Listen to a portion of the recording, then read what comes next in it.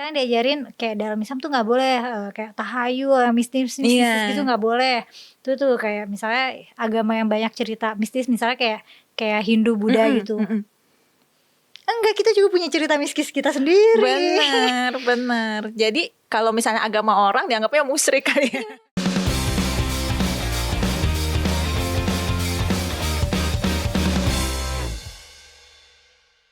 Hai teman-teman, ketemu lagi sama aku Mela di channel Forbidden Questions, segmen Forbidden Conversations. Nah kali ini spesial banget nih karena aku bawa tamu yang spesial. Kenapa spesial? Karena tamunya adalah penulis favorit aku, Kak Feby Indirani. Nah kalau teman-teman belum familiar sama karya Kak Feby, harus banget nyari bukunya sih. Itu bukunya tuh kumpulan cerita, jadi cukup ringan, bisa dibaca dalam waktu yang cukup singkat. Dan bukunya itu trilogi ya. Buku pertama judulnya Bukan Perawan Maria, dan yang kedua judulnya Memburu Muhammad. Nah isinya tuh kumpulan-kumpulan cerita yang kayak bentuknya tuh kayak retelling dari kisah-kisah sufistik dan kisah-kisah hikmah gitu. Jadi teman-teman harus kayak cari sekarang juga. Nah sekarang aku pengen ngenalin Kak Feby dulu nih. Kak Feby mau kenalan dulu gak sama teman-teman audiens Forbidden Questions? Halo Mela, thank you diundang untuk channelnya yang seru banget, Forbidden Question ya. Dan ini adalah Forbidden Conversation. Aku gak tahu apanya yang forbidden. Aku gak tahu apanya yang forbidden, tapi tadi aku sempat bilang sama Mela, kalau antara kita gak ada yang forbidden. Mungkin kecuali 1%. Gak tahu 1%-nya apa. Oh maksudnya komposisi yang forbiddennya hanya 1%? 1% mungkin gitu. Karena selalu ada ruang, bagus untuk selalu punya ruang keraguan-raguan untuk apapun. Nah guys, penting. Itu guys, penting guys. Penting. Setuju, 100% setuju. Selalu sisakan ruang untuk keraguan gitu. Makasih udah diundang di channelnya Mela. Terima kasih juga tadi rekomendasinya untuk membaca buku Bukan Perawan Maria dan Memburu Muhammad. Tadi Mela sempat sebut trilogi gak ya? Sempat, belum? Ya jadi jadi cita-citanya mau trilogi, tapi yang ketiga masih dalam proses ditulis. Tapi konsepnya akan mirip gitu, kumpulan cerita singkat, kumpulan cerita pendek yang terinspirasi dari kisah-kisah. Ya sebetulnya memang aku menyebutnya 3 buku ini, 2 ya sementara ini adalah Magical Islamism atau Islamisme magis. Kenapa begitu? Pertama karena memang cerita-ceritanya rata-rata itu surrealis ya. Artinya tidak seperti realita yang sangat kita temui sehari-hari. Tapi memang begitulah mungkin kalau kita bicara tentang sesuatu yang berada di ranah iman. Karena tadi apa tuh nama istilahnya? Islamisme magis atau Magical Islamism. Sebetulnya itu plesetan. Kalau teman-teman yang senang baca sastra itu biasanya familiar dengan istilah magical realism gitu ya, realisme magis. Ini sebetulnya ya realisme magis, tapi semua cerita-ceritanya itu berakar pada tradisi Islam. Apakah itu mitologi, apakah itu cerita sehari-hari, ataukah tadi yang Mela sempat sebut adalah kisah-kisah hikmah atau kisah-kisah sufistik, tapi aku letakkan dalam konteks urban gitu ya, dalam konteks zaman kontemporer sekarang ini gitu. Karena kan cerita-cerita hikmah itu biasanya usianya tuh udah mungkin ribuan tahun kali ya, atau ratusan tahun yang sudah diwariskan dari generasi ke generasi gitu ya. Banyak versinya diceritakan berulang-ulang dengan berbagai versi tersebut, dan sangat dekat sebetulnya dengan kehidupan masyarakat beragama sampai hari ini. Banyak sekali cerita-cerita seperti itu sebetulnya. Pokoknya ceritanya tuh yang sering disampaikan sama Pak Ustadz. Antara lain. Atau bisa ditemuin di buku-buku cerita sufi kayak gitu. Iya benar, tapi kan aku gak tahu seberapa familiar masyarakat umum sama cerita-cerita Islamisme magis apa? Ya Islamisme magis kayak gitu. Itu sih sebenarnya bisa-bisaan aku aja namain gitu. Tapi sebenarnya itu istilah yang pas ya. Yang pas lah. Karena emang magical.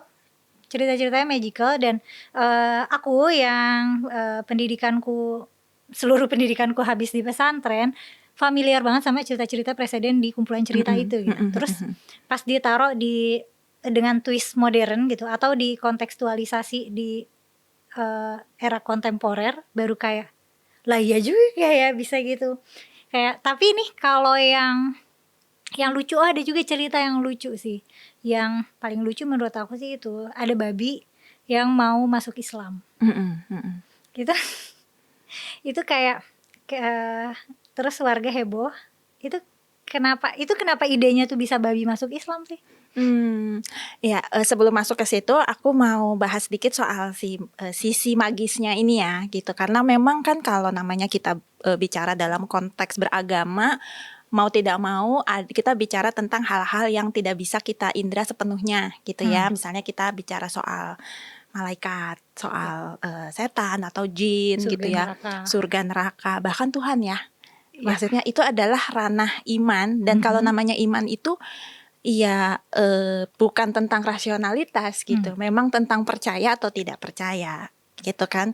Jadi tapi hal-hal yang kita percaya dan tidak percaya ini kan mempengaruhi juga kehidupan sehari-hari kita gitu kan. Dan membentuk tradisi dan kepercayaan masyarakat gitu. Persis gitu. Jadi memang tapi sisi-sisi magis dari beragama itu tidak bisa ditanggalkan gitu loh. Jadi dan hal-hal yang tidak bisa kita indra itulah bagian dari sisi-sisi magisnya itu tadi gitu. Nah tadi pertanyaan tentang ada babi yang mau masuk Islam ya. Jadi sebetulnya ceritanya itu ada seorang kiai gitu ya membawa suatu persoalan ke majelis gitu ya.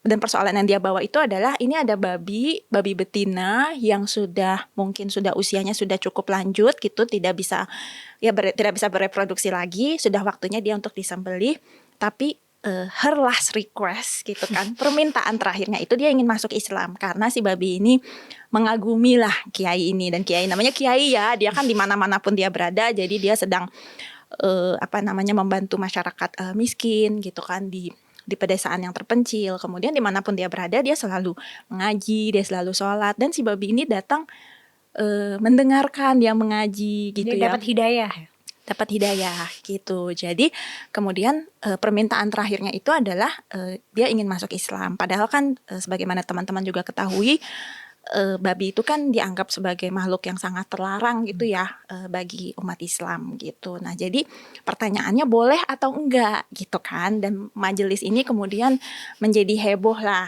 gitu kan. Kenapa tiba-tiba dia mau masuk Islam misalnya, emang dulunya agamanya apa gitu kan. Atau kalau misalnya dia masuk Islam jadi kita satu agama sama dia, emang mau gitu kan. Emang mau nih saudara seiman dengan babi. Iya gitu loh. Sementara teman-teman yang menyatakan kenapa enggak gitu kan, setidaknya kita hadirkan dulu deh babinya di sini gitu kan, kita tanya kesungguhannya gitu ya. Kan katanya Islam itu agama yang rahmat bagi semesta alam. Apakah itu pengecualiannya hanya babi gitu kan. Nah jadi perdebatan-perdebatan seperti itu yang terjadi. Dan ujungnya aku gak mau kasih tahu, terspoiler. Tapi kira-kira begitulah perdebatannya yang terjadi di dalam cerita itu gitu. Jadi sebenarnya emang Kak Feby itu mau contrasting ya nggak sih antara value Islam yang rahmatan lil alamin, rahmatan lil alamin, yang mana harusnya itu diverse. Nah tapi ini nih ada nih spesies yang kok ada pengecualian yang gitu. hierarki haramnya tuh dalam Islam tuh hierarki teratas ya, paling eksklusif. Sangat-sangat dianggap sebagai sesuatu yang menjijikkan gitu loh. Nah ini kan jadinya kan semacam ada contrasting value ini gitu. Dan bagaimana majelis yang kita di dalam cerita itu adalah majelis para ulama gitu ya, baik yang senior maupun yang junior, memperdebatkan ini gitu. Bagaimana proses-proses negosiasi terjadi di dalam majelis, kira-kira seperti itu.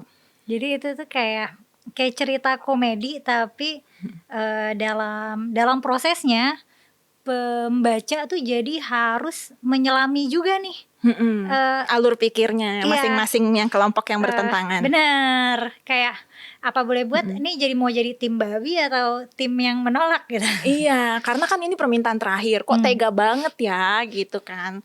Tega banget tidak memenuhi permintaan terakhir suatu makhluk hidup gitu kan. Ya kira-kira gitu deh.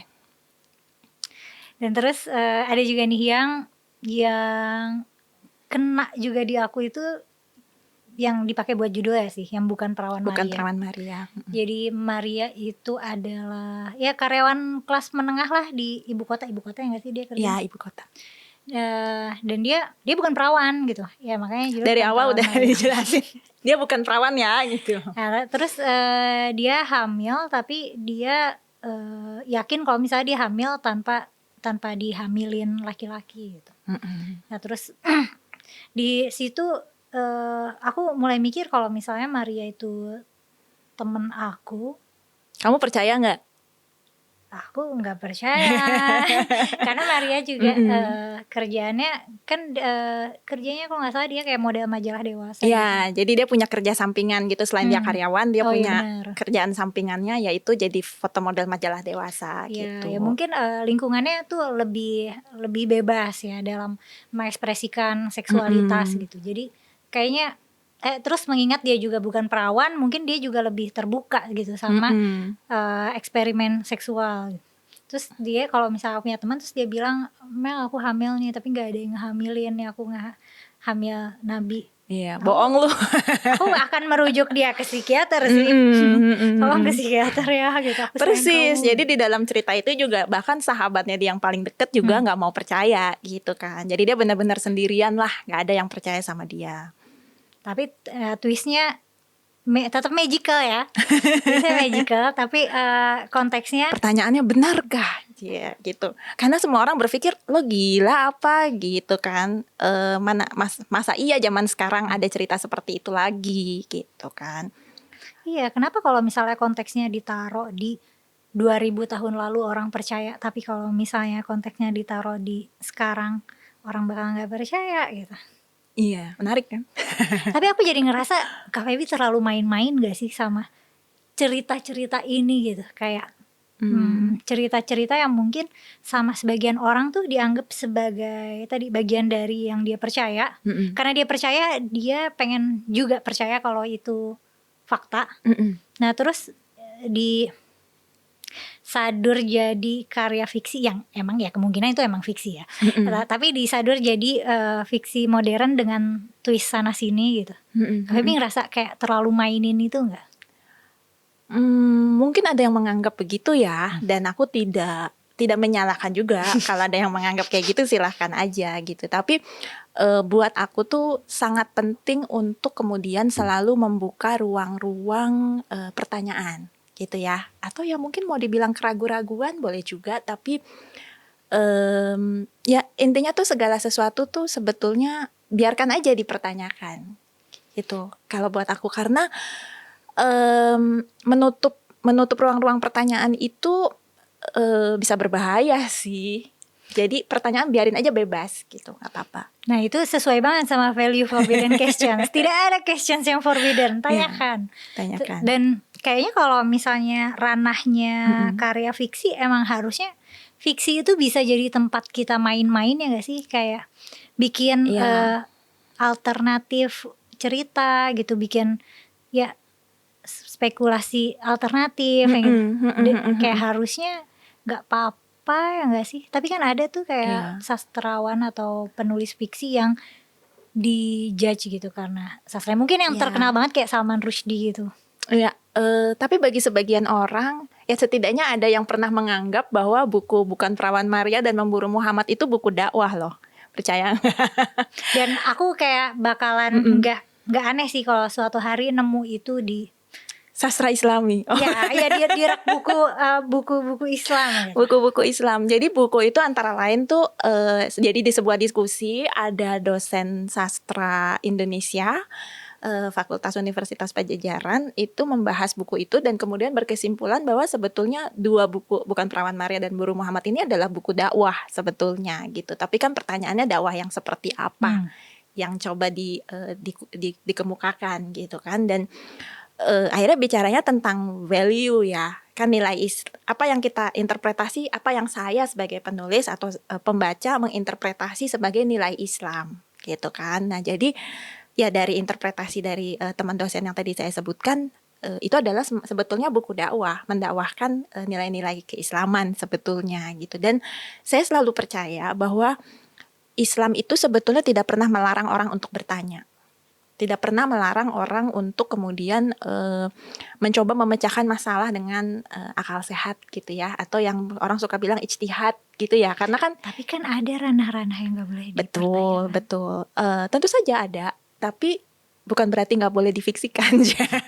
Fiksi tempat main-main. Fiksi betul, fiksi itu tempat bermain-main, punya keleluasaan untuk berimajinasi. Dan kalau tadi nyebut Salman Rushdie itu pernah membuat sebuah esai yang sangat menarik, judulnya Is Nothing Sacred gitu ya. Okay. Apakah ada nggak sih sesuatu yang suci gitu ya, yang sacred itu gitu. Dan menurut dia sastra itu adalah, kalau ibaratnya sebuah rumah besar, sastra itu adalah semacam sebuah ruang, sebuah kamar, yang kamar itu mungkin sering diabaikan gitu ya. Di dalam rumah yang sangat besar itu, si kamar ini sering diabaikan, tapi sekali waktu orang datang ke kamar itu untuk berbisik sesuatu, dan dia bisa membisikkan apa saja.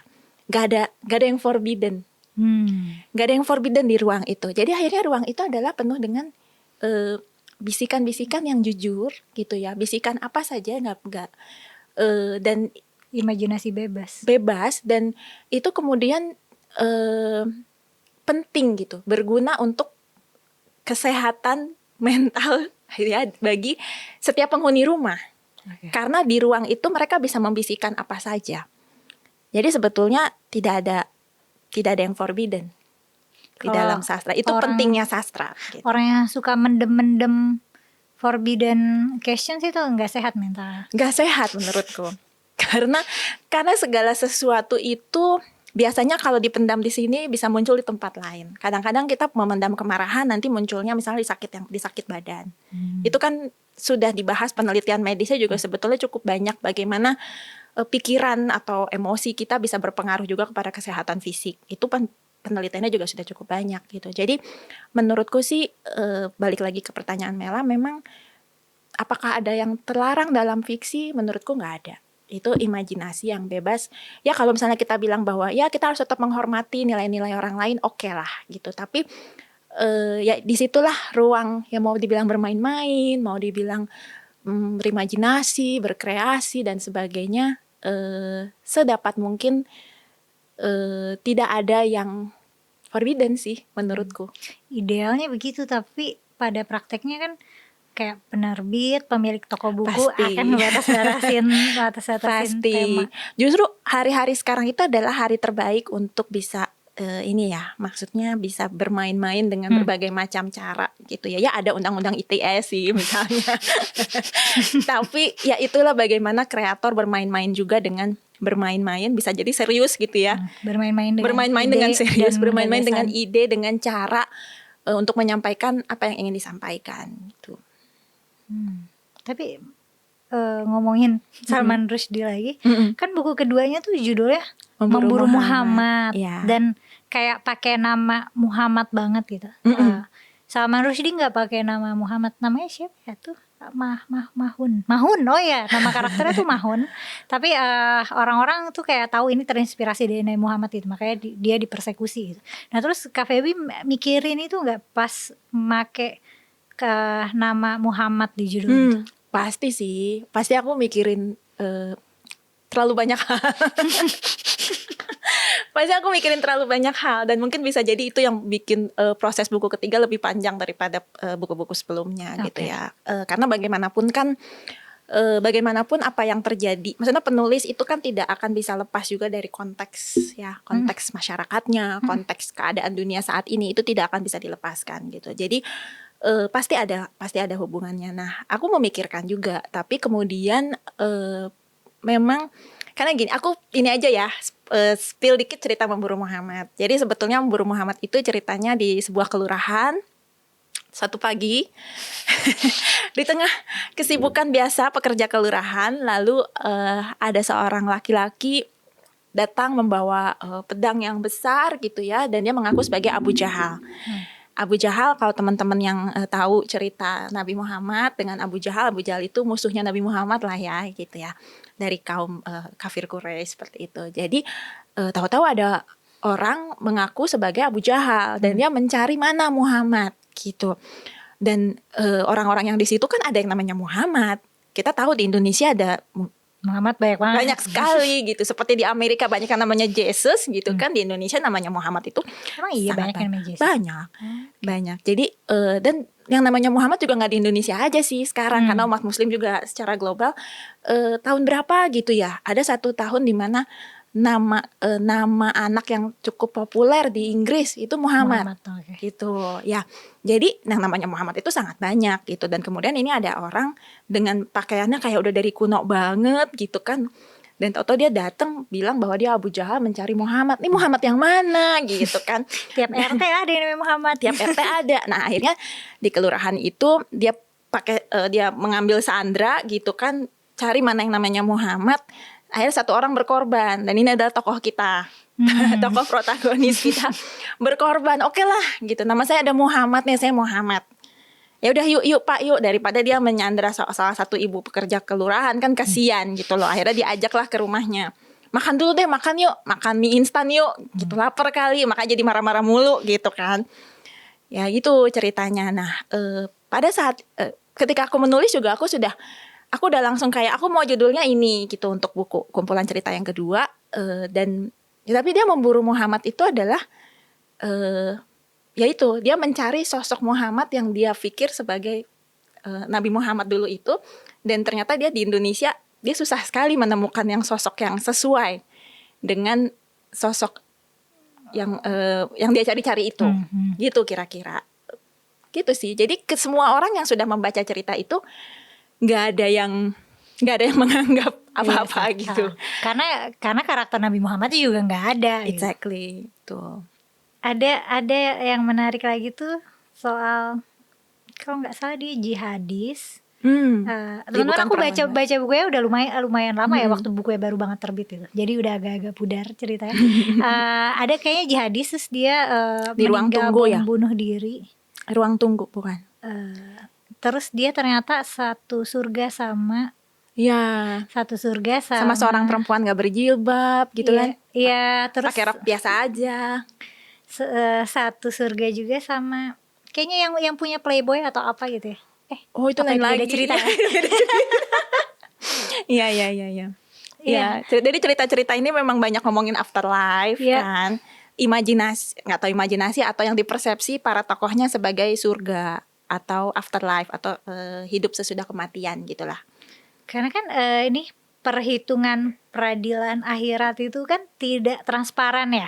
Misalnya kita nggak tahu nih, so far nih aku udah hidup di dunia ini segini lama, timbangan baik sama buruk aku segimana nih, apakah aku udah aman masuk surga atau enggak gitu. Apa jangan-jangan sebenarnya level pahala aku sama aja nih kayak misalnya PSK gitu, let's say. Nanti kalau misalnya aku ternyata masuk surga yang sama atau masuk neraka yang sama. Iya. Terus itu bikin apa ya? Yang aku suka sih konsep-konsep afterlife itu, karena itu nunjukin banget kalau sistem peradilan akhirat itu ya nggak reliable, nggak tangible gitu. Kita benar-benar nggak tahu outcome-nya gitu.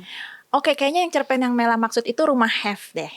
Jadi ada karena si jihadis ini dia nggak tahu dia ada di mana sebetulnya. Yang dia tahu dia ada di kehidupan setelah kematian, tapi dia sibuk bertanya ini surga apa neraka, gitu kan. Dan dia tuh satu tempat dengan sebetulnya bocorannya sedikit di sini pendiri majalah Playboy, gitu kan. Dan pendiri majalah Playboy ini ya dia menawarkan, kamu mau perempuan yang mana gitu kan. Jadi gaya hidupnya aja biasa gitu.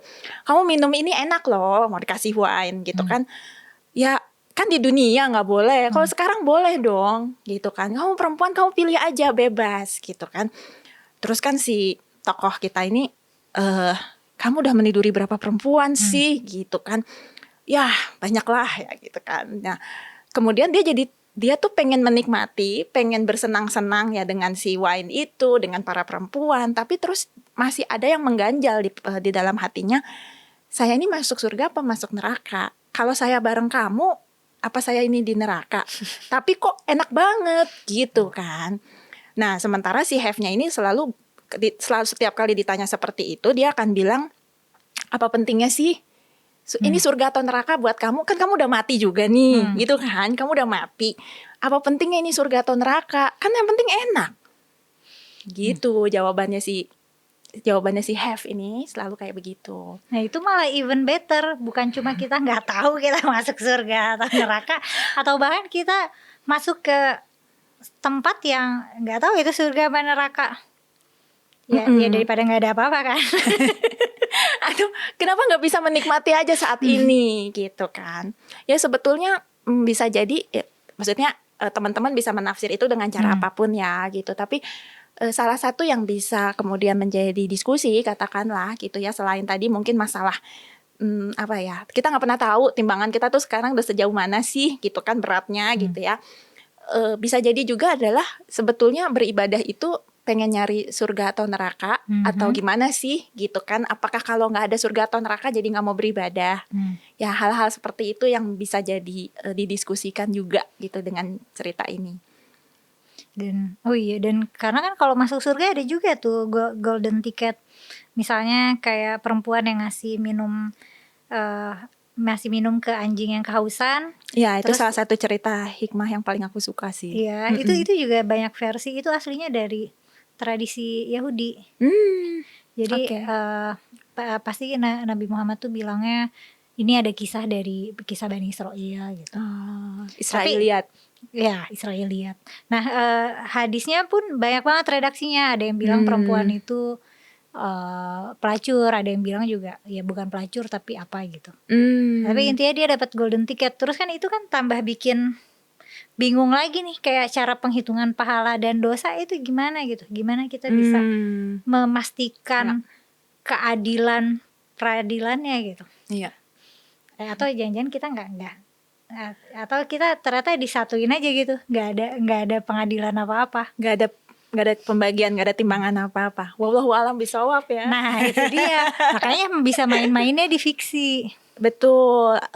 Dan kalau buat aku sih, itu kan tadi aku bilangnya itu salah satu cerita yang paling aku senang gitu ya, karena cerita itu membuat aku berpikir bahwa Tuhan itu, sosok Tuhan itu gitu ya, itu bukan yang sangat ketat menghakimi gitu loh, maksudnya sangat hitam putih dalam melihat manusia, dalam melihat persoalan. Buktinya misalnya si perempuan yang katanya pelacur atau mungkin bukan, tapi itulah ya kira-kira sama gitu ya. Bukan perempuan solehah lah. Ya, gitu. Bukan perempuan solehah ini ternyata karena dia baik, maksudnya dia berakhlak karimah kepada makhluk hidup gitu ya.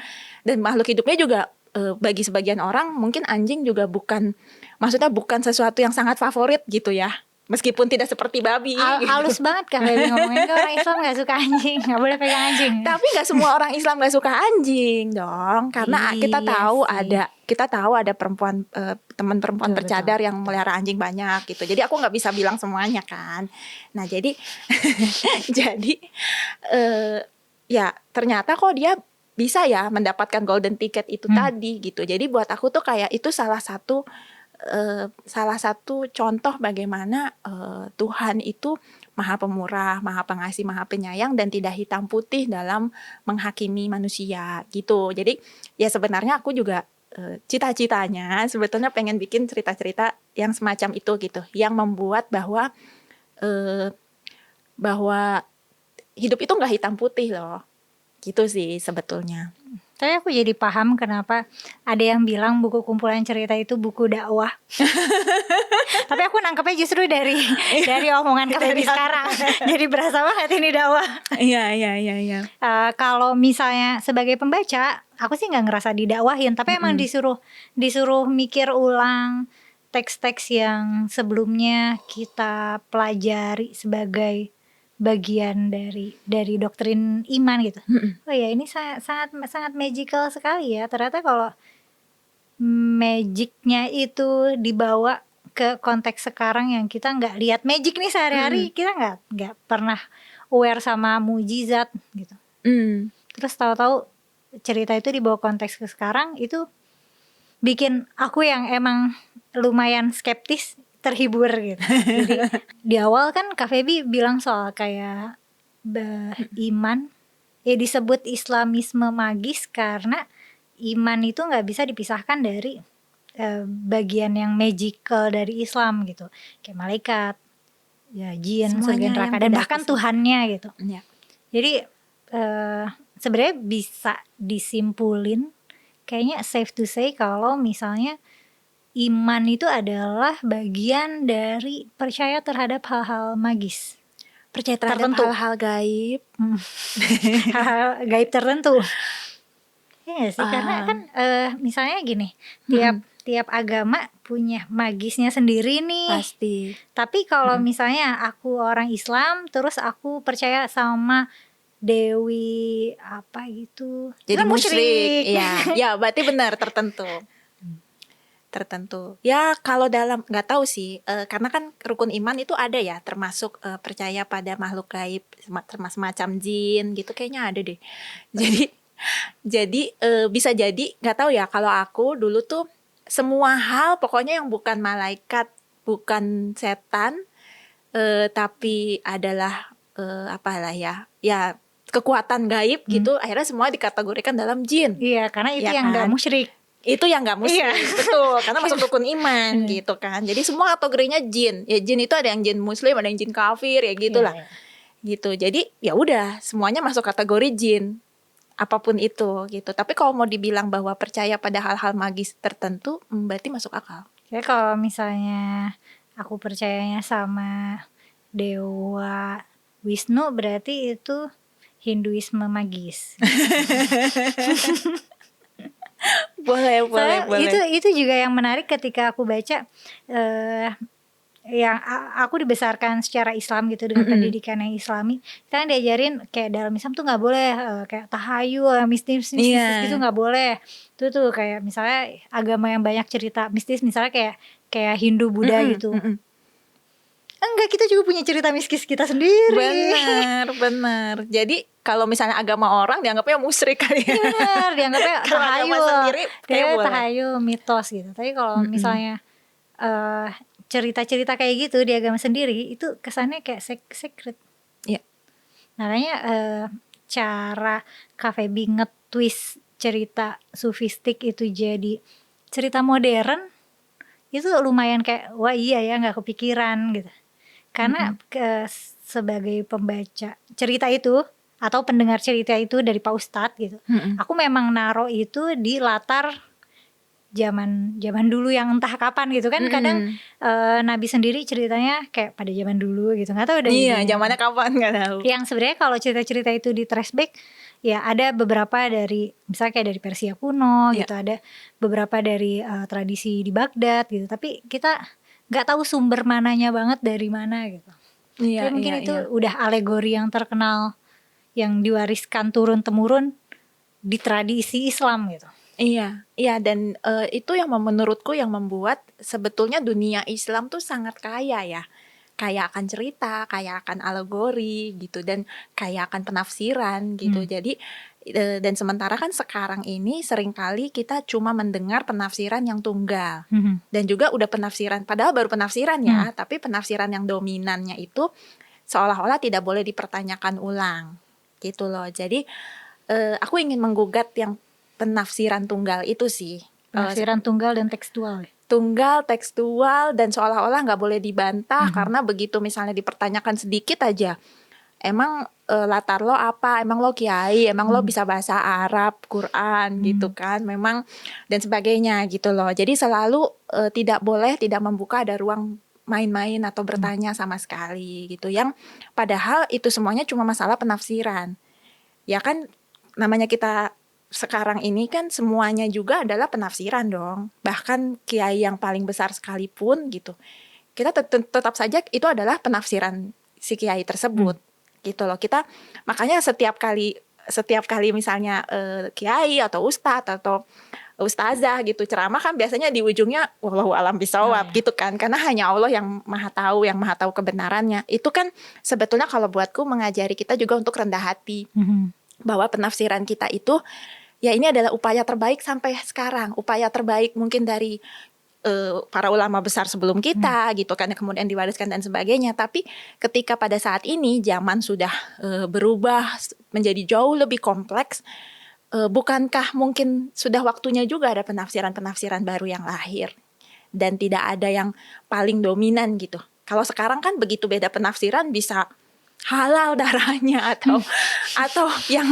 serem-serem gitu kan, atau mungkin dianggap penistaan agama gitu kan. Hal-hal yang kemudian menutup ruang-ruang untuk menafsir, ruang-ruang untuk diskusi, bahkan ruang-ruang untuk bertanya gitu ya. Karena baru berpikir aja kadang-kadang kita udah ngerasa aduh salah banget nih. Apakah langsung dicatat oleh malaikat bahwa aku ini berbuat dosa karena aku bertanya ini, misalnya seperti itu. Dan orang-orang yang beragamanya pada tegang banget gini, itu yang bikin Kak Feby bikin ini gak sih, yang Relax, it's just religion gitu. Iya, jadi memang Bukan Perawan Maria pertama kali terbit tahun 2017 gitu ya. Kalau teman-teman ingat, itu adalah masa di mana ada demo berjilid-jilid. Dan orang-orang lagi pada galak-galak. Orang-orang lagi pada galak, berita persekusi di mana-mana gitu kan. Jadi ketika buku ini mau launching gitu ya, aku berpikir aku ingin sekalian meluncurkan buku ini sebagai bagian dari semacam kampanye gitu ya, relaksasi beragama, atau kalau bahasa Inggrisnya relax it's just religion gitu. Karena ya itu beragama nggak usah tegang-tegang banget lah gitu kan. Orang-orang udah pada butuh relaksasi nih kayaknya. Butuh relaksasi, dan juga sebenarnya untuk kedua belah pihak sih. Untuk yang beragamanya dengan tegang, relax it's just religion. Kalau mau diterusin bisa jadi it's not God lah. God it's also your interpretation of God kan gitu lah. Tapi juga kepada kelompok yang sangat tegang kepada orang-orang beragama. Ada juga kan kelompok yang ateis fundamentalis misalnya gitu ya. Ada teman-teman yang sangat kayak benci banget sama orang beragama gitu. Padahal kan ya itu adalah relax, it's just religion gitu. Nggak perlu juga terlalu membenci atau memusuhi sesuatu. Ya kan boleh jadi kamu membenci sesuatu padahal itu sangat baik untukmu kan. Boleh jadi kamu menyukai sesuatu padahal itu buruk misalnya. Jadi apa tuh ayatnya? Iya itu. Aku lupa lagi. Coba yang tahfiz Quran, tolong, aku selalu lupa ininya, selalu lupa bahasa Arabnya, tapi itu salah satu ayat yang aku suka juga gitu. Ya, kebanyakan berbuat dosa itu lupa. Benar itu. Kalau penghafal Quran banyak berbuat dosa lupa. Luntur ya. Luntur. Ya. Terus sekarang relax it's just religion masih jalan programnya apa? Sebetulnya bagian dari relax it's just religion itu adalah cerita-cerita itu sendiri gitu. Artinya gagasannya sebetulnya adalah bagaimana mengkampanyekan relaksasi beragama ini gitu ya, santai beragama, bagaimana kita bisa bertanya, menafsir menggunakan medium sastra dan seni. Sebetulnya itu ide dasarnya tuh itu gitu. Jadi kalau misalnya ditanya bagian gerakannya apa, ya cerita-cerita inilah bagian dari gerakannya gitu. Dan aku senang sekali bahwa sampai sekarang masih sering ada diskusi-diskusi di kampus atau diskusi di komunitas membicarakan buku ini dan gak perlu melibatkan aku. Jadi ini semacam sesuatu yang organik, yang berjalan saja gitu ya.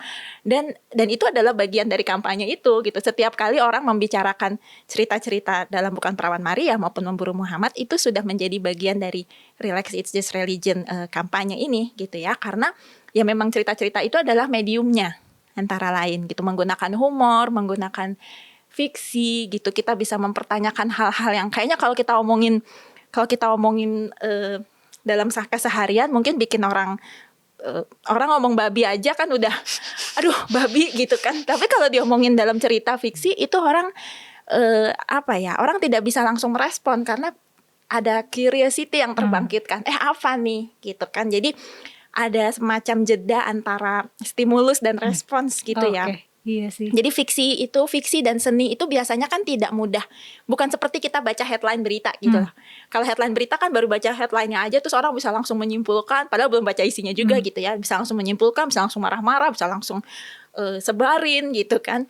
Tapi kalau begitu membaca cerita atau kita melihat karya seni gitu ya.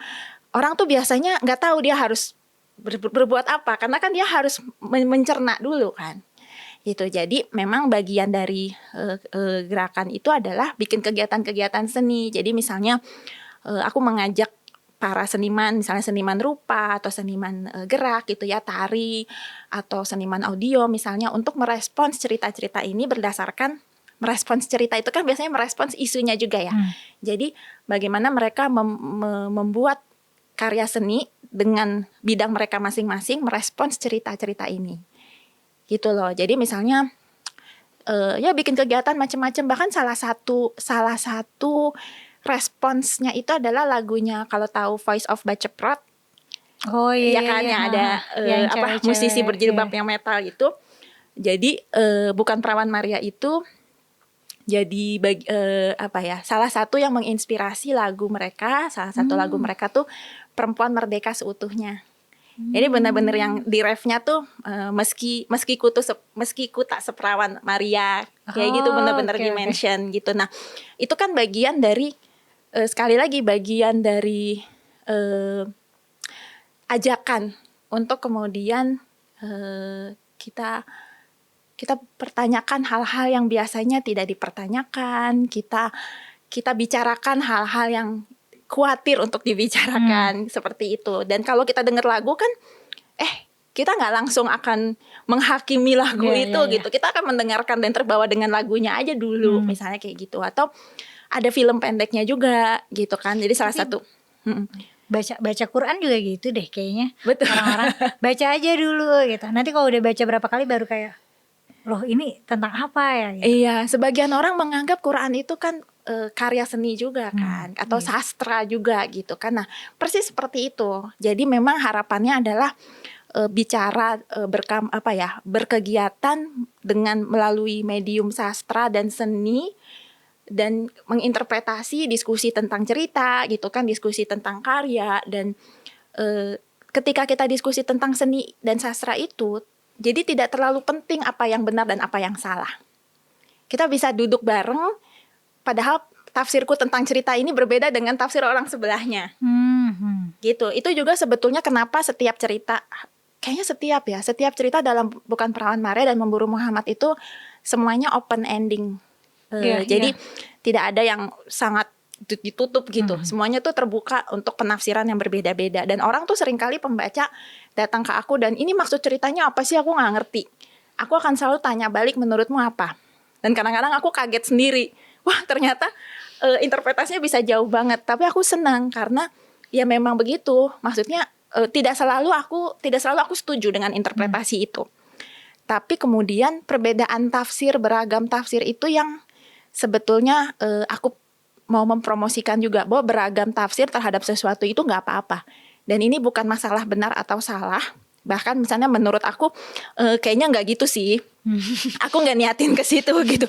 Kayak jauh banget sih, tapi nggak apa-apa gitu. Karena bukan tentang benar dan salahnya, tapi proses berpikirnya yang penting. Proses bertanya, proses jadi keraguan-raguan yang sehat ya. Gitu kan. Jadi cerita-ceritanya tuh bukan cuma jadi media penulis dalam menuangkan imajinasi, tapi juga ngebuka jalan imajinasi buat pembacanya. Harapannya begitu. Dan sejauh ini sih rata-rata feedbacknya seperti itu. Kalau yang nggak suka sih banyak ya, maksudnya. Kalau yang nggak suka banyak, tapi rata-rata aku perhatiin nggak suka karena bertentangan langsung menohok kepada sistem beliefnya dia. Ya, dan gitu. Dan mungkin juga nggak biasa baca fiksi yang di luar zona nyaman bisa gitu. Tapi buat teman-teman yang, dan pembacaku tuh cukup beragam. Maksudnya aku tahu ada teman yang bercadar dan senang gitu ya. Ada yang sangat liberal misalnya dan senang gitu. Jadi ada yang misalnya benar-benar mention aku habis sholat subuh dan baca buku ini dan senang banget gitu. Jadi jadi menurutku beragamnya itu sendiri buat aku berkah sih. Buat aku tuh kalau penulis itu kan ya keuntungan misalnya ekonomi atau keuntungan apapun itu satu hal, tapi bahwa ada pembaca yang kemudian tergugah gitu kan, ada pembaca yang kemudian curhat atau apapun itu yang berdampak gitu ya, itu tidak ternilai dengan apapun sih gitu. Dan sejauh ini aku senang karena pembacaku itu beragam dari sisi belief dan apapun gitu, latar belakang dan sebagainya. Dan beragam juga respon interpretasi ceritanya. Betul. yang bisa aku kaget sendiri, tapi ya that's the beauty gitu, that's the beauty of fiction. Interpretasi yang berbeda itu nggak perlu bikin kita berantem gitu. Jadi Kak Feby ini kan cerita-cerita yang jadi inspirasi Kak Feby nulis fiksi kan cerita-cerita yang emang udah jadi warisan turun-temurun nih di tradisi Islam. Ya. Menurut Kak Feby idealnya cerita-cerita kayak gini tuh dilestarikan terus nggak, disampaikan di masjid-masjid, di institusi keislaman gitu, diceritain terus ke anak-anak kita. Kalau aku sih dibesarkan dengan tradisi Islam yang seperti itu ya, artinya di rumah buku-buku cerita sufi dan cerita hikmah itu banyak gitu ya, selalu tersedia. Kalau dulu di masjid dekat rumahku gitu, karena keluarga kami jemaah masjid itu juga sering sekali gitu di apa ya, maksudnya untuk menerangkan sesuatu tuh dengan melalui cerita. Menurutku kalau misalnya apakah sebaiknya seperti itu bisa menjadi alternatif yang menarik. Artinya ketika katakanlah berdakwah ya, berdakwah menggunakan cerita itu biasanya cerita itu kan mudah nempel, mudah diingat gitu, dan lebih mudah diingat daripada misalnya hafalan-hafalan katakanlah ayat atau hadis gitu ya. Jadi dengan cerita orang bisa lebih mudah barangkali menyerap sebenarnya mau ngomongin apa sih gitu ya, menyerap kebijaksanaan gitu ya yang ingin disampaikan. Tentu saja tidak semua cerita masih relevan misalnya dengan kondisi sekarang. Itu kenapa kalau menurutku sih kita tidak usah khawatir untuk berusaha menulis ulang cerita-cerita itu. Dan itu yang aku lakukan di Bukan Perawan Madan dan Nurul Muhammad gitu ya. Selama kemudian itu katakanlah tidak bertentangan dengan prinsip-prinsip Islam. Dalam konteks tradisi keislaman itu tadi gitu. Jadi mempertanyakan boleh, tapi prinsip-prinsip kebaikan yang dianjurkan itu ya sebisa mungkin dilestarikan. Kan sebetulnya bukan tentang ceritanya, tapi prinsip-prinsip kasih sayang, prinsip-prinsip kebaikan, prinsip-prinsip keadilan. Itu sebetulnya yang coba disampaikan oleh cerita-cerita dalam tradisi Islam. Ini menurutku ya. Dan apakah itu penting? Menurutku penting. Bukan satu-satunya cara, tapi penting. Sama juga aku selalu mendukung orang itu belajar. Apakah belajar apapun termasuk agama, kita bisa belajar tidak hanya dari sumber-sumber yang formal, tapi kita bisa belajar dari seni, kita bisa belajar dari film, kita bisa belajar dari sastra. Jadi sumber-sumber kebaikan itu kan sebetulnya sangat banyak. Dan kalau sekarang kan orang itu cenderung, sebagian orang cenderung ada kekhawatiran, kalau nggak belajar dari Ustadz ABCD misalnya, sanatnya bersambung nggak gitu. Iya gitu ya. Kalau nggak belajar dari ini, jadi penuh dengan prasangka juga ya jadinya gitu. Padahal sumber kebaikan itu bisa di mana aja gitu kan. Bisa dari berbagai macam medium. Bahkan yang misalnya katakanlah orang suka bilang, ini dari kafir nih, pembuatnya bukan muslim. Nah kata siapa yang bukan muslim tidak mengajarkan nilai-nilai yang keadilan, kebaikan dan kasih sayang yang didukung oleh Islam misalnya seperti itu. Jadi kalau aku sih lebih pengen alternatif belajar itu dibuka lah seluas-luasnya. Dan jangan khawatir untuk belajar gitu. Jangan khawatir untuk, kan bertanya bagian dari belajar ya. Kalau nggak pernah bertanya mau gimana mau belajar gitu kan. Ya gitu, jangan khawatir untuk mengambil berbagai sumber dan gak perlu terlalu dihantui dengan itu tadi gitu.